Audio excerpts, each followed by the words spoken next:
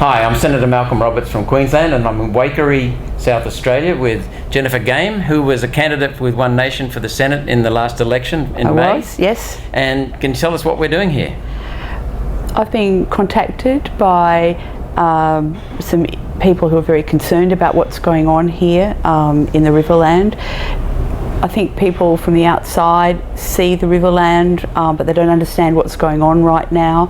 And what we're seeing is a disintegration of a life that started probably here in 1945 after the war with soldier settlements. These are families that had small plots that were given to them that they've cleared, and with water have been able to turn this into an absolute oasis.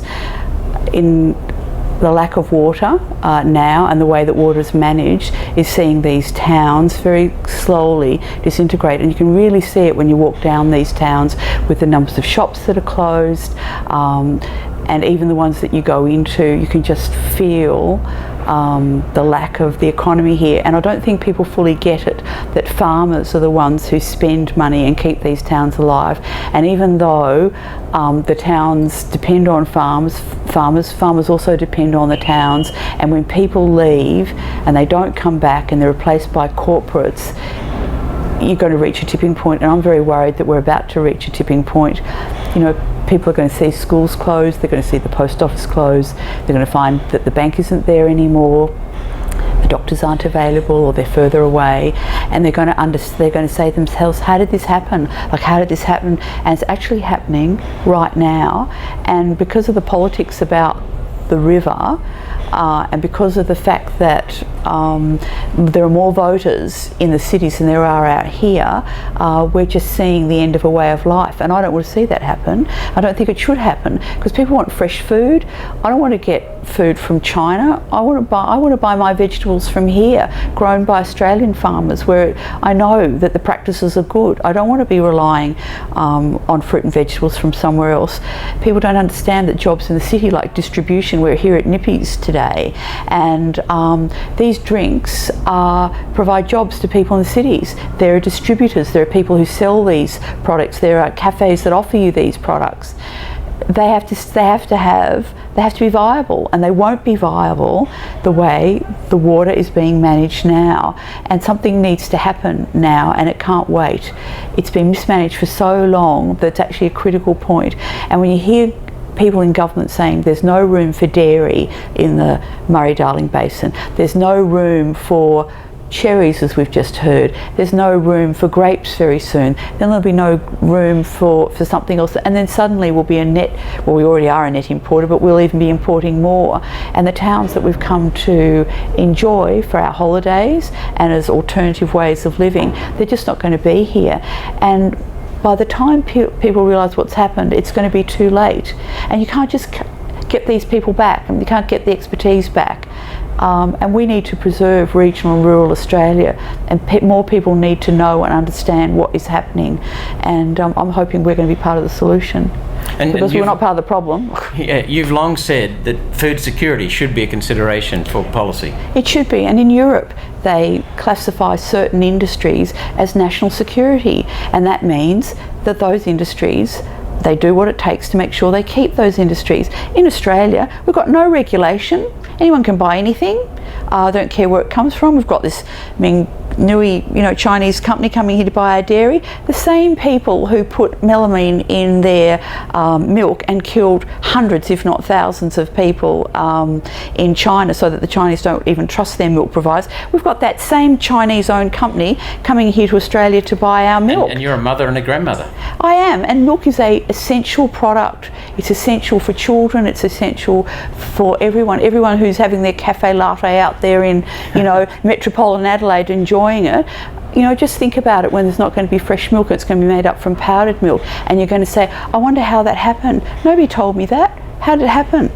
And we know that it's complex, the Murray-Darling Basin, but we also know that decisions are not based on facts, and the whole of the Water Act was based on a lie. And so you get very tired, I know, because we've worked on the Murray-Darling Basin quite a bit, you get very tired and annoyed and angry with the fact that some people just don't care about the facts and just want to sprout ideology. So There probably is enough water if it was properly managed, but there's no will right now to go back and look at fixing up the original problem.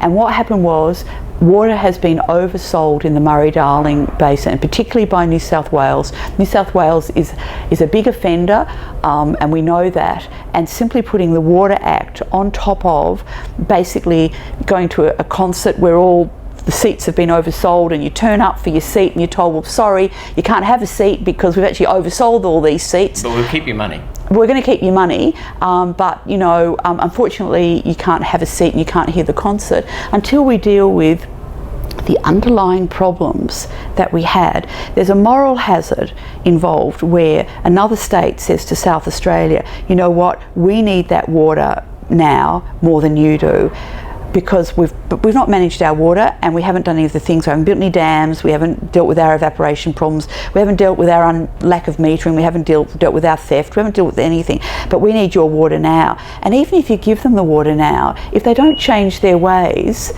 what's to say they're not going to come back another time and say, you know, I really mismanaged that again, now I need more of your water. And so what you do is, the moral hazard here is that you punish the people who are thrifty, who are careful, who do what they say they're going to do, and you reward all the bad behaviour. And government is gutless.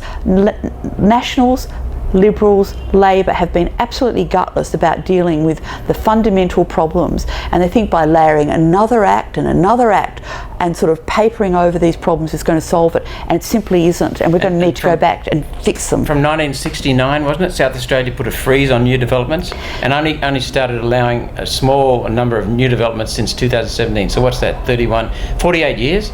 That's so almost half a century South Australia capped itself and held itself back. So what's happened is, unfortunately, the other states have lowered their standards over years in the name of development, and now they haven't got enough water, and then they go, oh, hang on, you've been saving your water, you've been saving your money, you've been living within your means, Malcolm. I'm sorry, we have to reward you for that, we've got to take your stuff off you.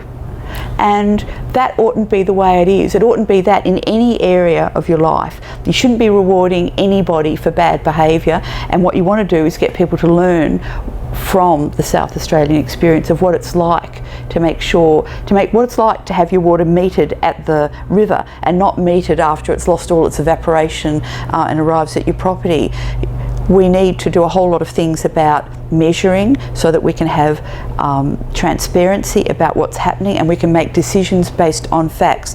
And right now, political parties are scurrying to find somebody to blame when in fact they are to blame. And someone's got to stand up for that, and I think we're the ones to do it. Well, we're chasing the facts, but I'm going to tell you a little secret about this woman. Her husband is the only man alive who has said this about his wife: never argue with Jennifer because she is always right. Facts are really important, and that's what we're chasing. We are indeed. Thank you, Malcolm.